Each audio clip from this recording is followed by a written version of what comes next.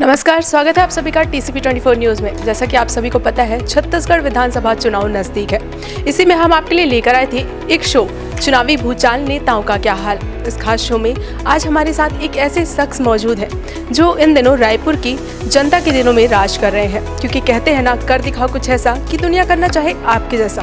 अब तो आप समझ ही गए होंगे हम किसकी बात कर रहे हैं। हम बात कर रहे हैं राजधानी रायपुर की आन बान और शान महापौर एजाज ठेबर जी की। आज इनके काम से सिर्फ इन्हें राजधानी वासी नहीं बल्कि पूरा देश जानता है और इनके काम की सराहना करता है। इन्होंने अपने काम से लोगों के दिलों में राज किया है और कई पुरस्कार छत्तीसगढ़ के नाम किया है। तो आज हम महापौर जी से काफ़ी सारी बातें करेंगे, चुनाव को लेकर भी काफ़ी बातें होंगी। तो सर, सबसे पहले आपका बहुत बहुत स्वागत है TCP 24 न्यूज़। बहुत बहुत धन्यवाद। सर, शुरुआत करते हैं। साल 2000 में हम जानना चाहेंगे, एक युवा लड़का छत्तीसगढ़ की राजधानी रायपुर में क्या सपने लेकर आए थे सर राजनीति में? देखिए, जब आदमी राजनीति में आता है तो सपने देखना चाहिए, और आदमी जो सपने देखता है वो ही आगे बढ़ता है।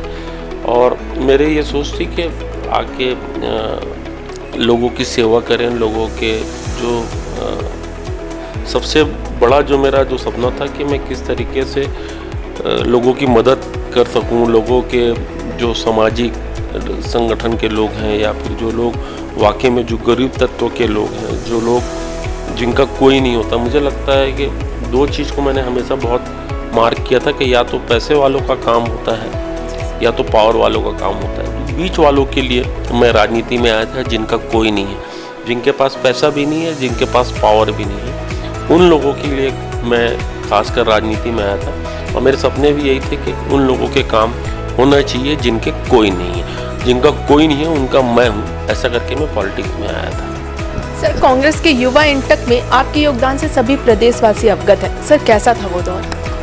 देखिए, मैं तो बहुत नीचे से पॉलिटिक्स चालू किया, वार्ड अध्यक्ष, उसके बाद फिर NSY का सेक्रेटरी, फिर उसका NSY का प्रदेश अध्यक्ष, उसके बाद इंटक में भी मैंने बहुत सारे काम मजदूरों के लिए मैंने किए, लगातार उनके लिए लड़ाई लड़ी। पहले स्टूडेंट्स के लिए लड़ाई लड़ी, फिर युवाओं की लड़ाई लड़ी, फिर मजदूरों की लड़ाई लड़ी। तो लड़ाई तो मेरे नस नस में है, लड़ाई करके ही आज यहाँ तक मैं पहुँचा हूँ। सर, जैसे जैसे आप राजनीति में बढ़ रहे हैं, हमारा राज्य भी जवान हो रहा है। आज के वरिष्ठ कांग्रेस नेताओं में आपका नाम शुमार होता है सर।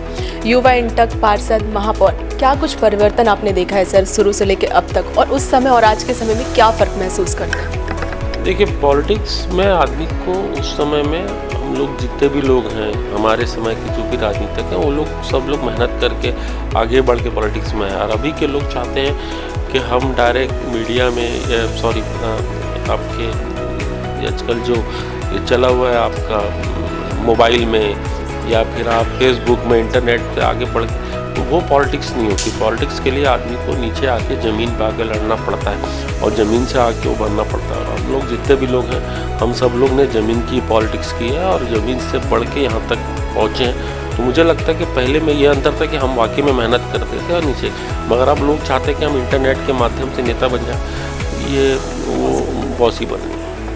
इस युवा नेता और महापौर के बीच आप लंबे समय तक बैजनाथ पारा के पार्षद भी रहे हैं। एक वार्ड से निकलकर शहर का प्रथम नागरिक बनने का गौरव आपको रायपुर की जनता ने दिया है सर। खुद को आगे कहाँ देखते हैं? बिल्कुल, देखिए, मैं वार्ड अध्यक्ष से लेकर अपनी जो राजनीति चालू किया, फिर मैंने जनप्रतिनिधि के रूप में, मुझे इस बात का भी सौभाग्य प्राप्त है कि मैं प्रदेश में सबसे ज़्यादा वोट से जीत कर आया। तो कहीं ना कहीं जब आप आदमी काम करता है, कहीं जब आदमी अपनी काम करना चालू करता है, तो जो आदमी ज़मीन से काम करता है उसको हमेशा उस चीज़ का एहसास होता है कि आदमी को क्या दिक्कतें हैं, क्या परेशानी है। क्योंकि मैंने ऊपर से कभी नहीं टपका, मेरे घर में कोई पॉलिटिक्स नहीं करी, मेरे घर में कोई राजनीति नहीं करी, तो मैं नीचे से ऊपर आया हूँ। तो इसलिए मैं राजनीति का सब चीज़ समझता हूँ, आदमी का दुख भी समझता हूँ, आदमी का दर्द भी समझता हूँ। इसलिए मुझे लगता है कि काम करने में मुझे बहुत आसानी होती है। सर, जब बात वार्ड की आई गई है, तो हमारे राज्य छत्तीसगढ़ में प्रथम स्मार्ट वार्ड आपके ही मार्गदर्शन में बैजनाथ पारा को यह उपलब्धि मिली थी सर, क्या कहें? बिल्कुल, देखिए, मैं राजनीति में जब आया तो भारतीय जनता पार्टी की सरकार थी, उस समय बेस्ट वार्ड का किताब हमारे मतलब मेरे वार्ड को मिला था। तो मैं पहले कहा कि मैंने हमेशा भीड़ से हट के कुछ करने को सोचा। मैंने अलग से अपने वार्डों में अच्छा काम किया, साफ़ सफाई में अच्छा काम किया, तो इसलिए मुझसे बेस्ट वार्ड का मुझे उस समय किताब मिला था। सर, वार्ड से निकल कर क्लीनेस्ट सिटी और स्मार्ट सिटी में भी आपने रायपुर को साल दर साल नए स्तर पर पहचान दिलाई है सर। आगे रायपुर को आप कहाँ देखते हैं? मैं रायपुर को हमेशा शहर नहीं मानता, मैं हमेशा रायपुर को राजधानी मानता हूँ। और उस हिसाब से हम जो रायपुर में जितना भी डेवलपमेंट हुआ है, रायपुर में आज जितने भी डेवलपमेंट दिख रहे हैं वो सब रायपुर की राजधानी के अनुरूप दिख रहे हैं, क्योंकि रायपुर से मैसेज पूरे आपके और शहरों में जाता है। रायपुर आपकी कैपिटल है, तो उसका जो है आपका है वो पूरा जो पूरे बाकी जो शहर हैं वहाँ पर भी इसके प्रभाव जाते हैं। तो इसलिए हम ये ज़्यादा से ज़्यादा सोचते हैं कि अपनी राजधानी हमारे कैपिटल में काम हो। और मैंने जो भी सोचा, कभी शहर सोच के रायपुर को काम नहीं किया, हमेशा कैपिटल मान के रायपुर में काम किया है।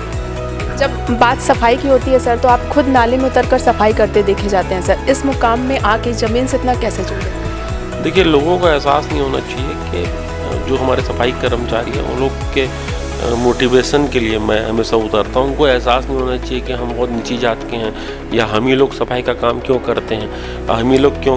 तो उन लोगों के लिए मोटिवेशन के लिए उनको एहसास होना है, उनको ये बात का होना चाहिए, नहीं भाई महापौर भी हमारे साथ नाली में उतर सकता है, महापौर भी नाली से सफाई कर सकता है। तो उनकी मोटिवेशन के लिए मैं उतरता हूँ। खासकर 2 साल में 2 बार तो ज़रूर उतरता हूँ, एक तो मेरे जन्मदिन पे और दूसरा नए साल पे। सर, रायपुर को देखें तो हम ये रायपुर काफ़ी पुराना है, यहाँ की चीज़ें भी काफ़ी पुरानी हैं और कई नेता लोग ऐसे होते हैं जो पुरानी चीज़ों को तोड़ के नई चीज़ें लाते हैं, लेकिन आपने ऐसा नहीं किया सर। आपने उसमें डेवलप ही कराया, चाहे हम तालाब सौंदर्यीकरण की बात करें, पिंक टॉयलेट। तो सर, ये सब चीज़ें आपके दिमाग में कहाँ से आती हैं कि मतलब आपको उस चीज़ों को बना रख के ही इतना डेवलपमेंट करना है? देखिए, मैंने पहले कहा कि मैंने हमेशा रायपुर को शहर नहीं माना, मैंने हमेशा रायपुर को राजधानी मानी। नई राजधानी नया बना, वहाँ पर लोगों ने 20,000 करोड़ रुपया भारतीय जनता पार्टी ने खर्चा किया। उसी का अगर मात्र 10% 20% भी अगर पुराने रायपुर में खर्चा कर देते तो आज ये रायपुर में जितने भी अभी जो काम हो रहे हैं, अंडर केबलिंग का काम हो रहा है, आपके स्मार्ट रोडों का काम हो रहा है, स्मार्ट लाइट का काम हो रहा है, तालाबों का सौंदर्यीकरण हो रहा है, उद्यानों का सौंदर्यीकरण हो रहा है, तो ये पहले हो जाते। मगर खैर देर आए दुरुस्त आए, हमारी सरकार आई तो हम काम कर रहे हैं शहर में। सर, एक टाइम था जब राजनीतिक गलियारों में और आप लोगों के बीच में ऐसी बातें हुआ करती थी कि रायपुर की सड़कों में गड्ढे बहुत है सर, लेकिन अब ऐसा देखा जाता है कि रायपुर की सड़कों में गड्ढे नहीं हैं और ना ही ये खबरों की हेडलाइन बनती है सर। इसमें आपका क्या कहना है? देखिए, गड्ढे तो अभी हैं शहर में, अभी तो काम चल रहे हैं अंडर केबलिंग के, और ये ज़रूर है कि काम शहरों में हुए हैं। और अभी क्योंकि 24/7 वाला काम चल रहा है, अमृत मिशन का काम चल रहा है, इसलिए अभी थोड़ा शहरों में गड्ढे और शहरों में थोड़ा धूल युक्त दिखाई दे रहा है। मगर मुझे लगता है कि आने वाले समय में हम शहर को बहुत सुंदर, बहुत ज़्यादा अच्छा, रायपुर की जो सड़कें उसके हम बहुत बढ़िया कर देंगे। तो मुझे लगता है 1-2 महीने में हम शहर को साफ भी कर देंगे, सुंदर भी कर देंगे। और मैंने पहले कहा कि मैं हमेशा, मेरा विज़न ये रहता है कि मैं रायपुर को शहर नहीं, हमेशा कैपिटल मान के, राजधानी मान के काम करता हूँ। सर, आपका एक ड्रीम भी रहा है रायपुर टैंकर मुक्त, और ऑलमोस्ट 90 से 90% 98% ये कम भी हो चुका है, और आपने कहा भी है कि कुछ जगह जो रह गए हैं वो भी आप आगे आने वाले समय पे उसको भी टैंकर मुक्त कर देंगे सर। देखिए, यही शहर था जिसमें 200 टैंकर चला करते थे, 150 टैंकर चला करते थे। आज मुझे खुशी इस बात की कि मात्र 5 से 7 टैंकर में पूर्ति पूरे रायपुर की हो जा रही है। हमें वो दृश्य देखने को नहीं मिल रहा है जब एक दूसरे के ऊपर लोग टैंकर में बैठ के लड़ाई करते थे, झगड़ा करते थे, वो दृश्य देखने को नहीं मिल रहा है। आज शहर में सभी तरफ पानी की व्यवस्था की गई है। जहाँ जहाँ बहुत दूरस्थ इलाके हैं वहाँ पर भी पानी की व्यवस्था की गई। जहाँ छूट गए हैं, जहाँ अभी भी बोल रहा हूँ कि 10 से 15 टैंकर हमारे, वो भी किराए से नहीं, हमारे खुद के चल रहे हैं, अगर वहाँ पर भी अगर रह गया है तो वहाँ पर भी पानी पहुँचाने का काम हम करेंगे। सर, हर सिक्के के 2 पहलू होते हैं। अगर हम आपके शुरुआती राजनीति की बात की जाए, जब आप युवा थे तो आपको कुछ परेशानियों का सामना करना पड़ा था सर, लेकिन लोग आपकी जब विपरीत बात करने लगे थे तो आप उनसे उभर कर सामने आए और लोगों का दिल कैसे जीता था? देखिए, युवा तो मैं अभी आज को अपने आप मानता हूँ, मैंने कभी अपने आप को वृद्धा या कभी मैंने वो नहीं माना। मगर ये ज़रूर है कि देखिए, आदमी को हमेशा चुनौतियों में अवसर की तलाश करना चाहिए। मैंने हमेशा अपनी चुनौतियों में अपनी अवसर को तलाशा, मैंने कभी पीछे मुड़ के नहीं देखा हमेशा, क्योंकि मेरी लाइफ में, मेरे अपनी ज़िंदगी में बैक के जो मिरर होता है वो है नहीं। मेरे उसमें सिर्फ आगे की हेडलाइट है, उसको देख के मैं आगे चलता हूँ। मेरे उसमें बैग वाला कैमरा भी नहीं है, बैग वाला उसमें मैं भरोसा भी नहीं करता। मेरे उसमें आगे की जो हेडलाइट है मेरी बहुत मजबूत है, उसको देख के मैं सिर्फ आगे चलता हूँ। इसलिए मैं आज लोगों के बीच के काम करता हूँ और लोगों के जो भी है लोगों के दिल पे इसलिए मैं राज करता हूँ। सर, आज की तारीख में लोग फैमिली को काफ़ी समय देते हैं। ऐसे में हम देखते हैं आप फैमिली को समय देते हैं, लेकिन उसके हिसाब से आप रायपुर की जनता को काफ़ी समय देते हैं सर। इस बीच आप अपनी फैमिली के लिए कैसे समय निकालते हैं? मैं फैमिली को तो बिल्कुल समय नहीं देता। फैमिली परिवार, देखिए, जब आदमी अपनी राजनीति में ये सोच लेता है कि मुझे राजनीति में लोगों की सेवा करना है, तो जब आदमी सेवा के मोड में आ जाता है तो फिर ये किसी न किसी चीज़ को उसको त्यागना पड़ता है।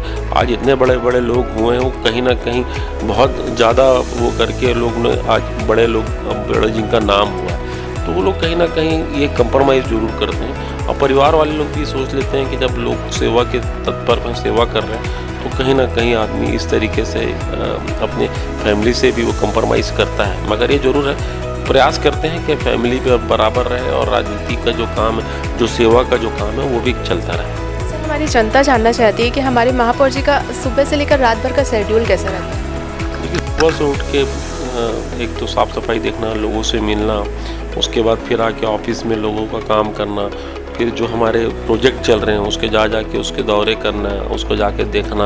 अभी जैसे अंडर केबलिंग का वायर का काम चल रहा है, बीपीओ सेंटर का काम चल रहा है, तो ऐसे बहुत सारे काम चल रहे हैं जिनको लगातार मैं जाके देखता हूँ। फिर आके यहाँ पर समीक्षा बैठक करता हूँ, उसके बाद हर जोनों की बैठक करता हूँ, सबसे बात करता हूँ, अधिकारियों से बात करता हूँ। तो लगातार इसी में ही पूरी रात 8-9 बज जाती है, 9-10 बज जाता है। उसके बाद फिर शादियों में जाता हूँ, शादियों के कार्ड बहुत आते हैं तो शादियों में जाता हूँ, 4-5 शादी डेली अटेंड करता हूँ। तो स्वाभाविक 12-1 बजे घर पहुँचता हूँ, उसके बाद खाना खा के सो जाता हूँ। फिर सुबह उठ के जैसे निरंतर काम चलता है वैसे चलते रहता है। सर, हाल ही की बात कर ली जाए तो ईडी का छापा जब आपके यहाँ पड़ा था तो ईडी को खाली हाथ ही वापस जाना पड़ा था, और आपके समर्थकों के जोश ने भी बता दिया था कि आप उनके लाडले नेता हैं सर, और अंत में आपने बड़ी मुस्कान से ईडी को और विपक्ष को गलत साबित किया था। क्या करें? देखिए, जब आदमी राजनीति में आता है तो ये स्वाभाविक है कि आप जब थोड़े से मशहूर हो जाओ तो बोलते हैं ना, और लोग तो आपके पीछे आपके पड़ जाते हैं। तो ये ज़रूर है कि ईडी और ये, देखिए, ये सब राजनीतिक आदमी के वो होते हैं। और दूसरी चीज़ सबको समझ में आता है कि ये राजनीतिक षड्यंत्र है, और मुझे लगता है कि ये अभी चुनाव का समय है, और चुनाव के समय में इस तरीके की जो है पॉलिसी सब तरफ अपनाई जाती है। अभी तक के ईडी के 3838 छापे पड़े हैं, उसमें एक भी किसी भी भारतीय जनता पार्टी के घर पे या भारतीय जनता पार्टी के किसी बिजनेस उसमें नहीं पड़ा है। 3887 छापों में सबसे ज़्यादा छापे या तो कांग्रेसियों के यहाँ पड़े या फिर अदर कोई सी पार्टी के यहाँ पड़े। मगर ये जो चीज़ है इसको थोड़ा सा आदमी को वो करना चाहिए। खैर, हम लोग ये छापे से यार इससे नहीं घबराते, क्योंकि हमको मालूम है कि हम सीधा जनता के लिए काम करते हैं, जनता से जुड़े हुए लोग हैं, और इसलिए हमें कोई फ़र्क नहीं पड़ता। मेरे यहाँ एक बार नहीं, मेरे यहाँ 2-2, 3-3 बार छापे पड़ गए, मगर कभी कुछ उनके हाथ में लगा नहीं। और मैं तो दावे से कहता हूँ कि जिस दिन मेरे खिलाफ कहीं पर भी कोई गलत चीज़, चाहे दारू हो, चाहे कोयला हो, या कोई भी अदर चीज़ में अगर मेरा नाम आएगा, उस दिन मैं राजनीति से संन्यास ले लूँगा। युवा नेता, पार्षद, महापौर, सर आगे की क्या प्लान है? देखिए, आगे की प्लानिंग हम लोग, मैं तो कभी डिसाइड नहीं करता। मैं तो महापौर के लिए भी कभी नहीं सोचता कि महापौर भी रायपुर का बन पाएंगे। मगर ये जरूर है कि पार्टी अगर आगे एक मौका देगी, आगे बोलेगी कि तुमको विधानसभा चुनाव लड़ना है तो विधानसभा चुनाव लड़ेंगे। आगे पार्टी बोलेगी आपको मेंबर ऑफ पार्लियामेंट का चुनाव लड़ना है तो वो चुनाव लड़ेंगे। पार्टी बोलेगी नहीं तुमको महापौर ही रहना है तो पार्टी जो बोलेगी वो हमारे लिए सबसे सर्वोच्च, हमारे लिए वो रहेगा, निर्णय होगा। सर, आज के समय में देखा जाता है लोग धर्म की राजनीति करते हैं, एक दूसरों को लड़वाते हैं। वहीं हम आपको देखते हैं, आप मंदिरों में माथा टेकते हैं, रमज़ान के समय में लोगों के लिए इफ्तार का इंतज़ाम करते हैं, सर गुरुद्वारा भी जाते हैं, चर्च भी जाते हैं। तो ऐसे भाव वाले नेता सर बहुत कम ही देखने को मिलते हैं, या यूँ कहें ना के बराबर। तो आप धर्म से और अपनी राजनीति को लोगों से मतलब कैसे अलग रखते हैं सर, आप धर्म और राजनीति? ये जब आदमी राजनीति में, जब पॉलिटिक्स में आता है, जब समाज सेवा में आता है, तो वो किसी धर्म विशेष का नहीं होता, उसके लिए सभी धर्म बराबर होते हैं। और मैं जब पॉलिटिक्स में आया हूँ तो मतलब मेरे लिए तो सभी धर्म बराबर है। मतलब मैं किसी धर्म की वो नहीं करता हूँ। सब धर्म को, हर धर्म के रास्ते अलग हो सकते हैं, हर धर्म अपने आप को, मगर उनकी मंजिल जो है वो एक है। हम भले ये रास्ता है, इधर जस्तम है, इधर मालिया रोड है, इधर MG रोड है, इधर मौदापारा है, मगर वो भले रास्ते अलग हो सकते हैं मगर उन सब की मंजिल जो है वो एक है, ईश्वर है, अल्लाह है, भगवान है। तो ये सब चीज़ों में हम लोगों को बहुत ज़्यादा नहीं पढ़ना चाहिए। कुछ लोग इस तरीके की गंदी पॉलिटिक्स करते हैं, कुछ लोग अपना टाइम व्यतीत इसमें करते हैं कि ये मुस्लिम है, ये हिंदू है, ये इसमें लोग अपना टाइम व्यतीत करते हैं। मगर आज की जनता बहुत होशियार है, इस बात को समझती है कि उसको कौन बरगराला है, कौन अच्छा बोल रहा है, कौन। तो आज की जनता बहुत फास्ट है। ये सब चीज़ धर्म से उठ के लोग अपने लोग काम करवाते हैं, काम करते हैं, मगर जो धर्म की राजनीति करता है उससे सिर्फ, और धर्म की राजनीति एक ही पार्टी करती है, भारतीय जनता पार्टी, और उनको अलावा उनके पास कोई दूसरा इस छत्तीसगढ़ में, रायपुर शहर में कोई मुद्दा नहीं है धर्म के अलावा। खैर हमें उससे कोई फ़र्क नहीं पड़ता। हमारे लिए सभी धर्म, विशेष सभी धर्म हमारे लिए बराबर है। मैंने पहले कहा कि सब धर्म के रास्ते अलग हो सकते हैं मगर उनकी सबकी मंजिल एक है। आखिरी में टीसीपी के दर्शकों के लिए और रायपुर की जनता के लिए कुछ संदेश? बस मेरा यही संदेश है कि रायपुर को स्वच्छ रखें, सुंदर रखें, अच्छा रखें, स्वस्थ रहें, अच्छा रहें। सर आपको बहुत बहुत धन्यवाद इतना कीमती समय। जी बहुत बहुत धन्यवाद। तो आज हमारे साथ बने हुए थे राजधानी रायपुर के महापौर जी, जिनसे हमने काफ़ी सारी बातें की, काफ़ी कुछ जाना। तो आज के लिए बस इतना ही। कैमरा पर्सन अरुण चंखेल के साथ मैं अदिति जायसवाल, रायपुर।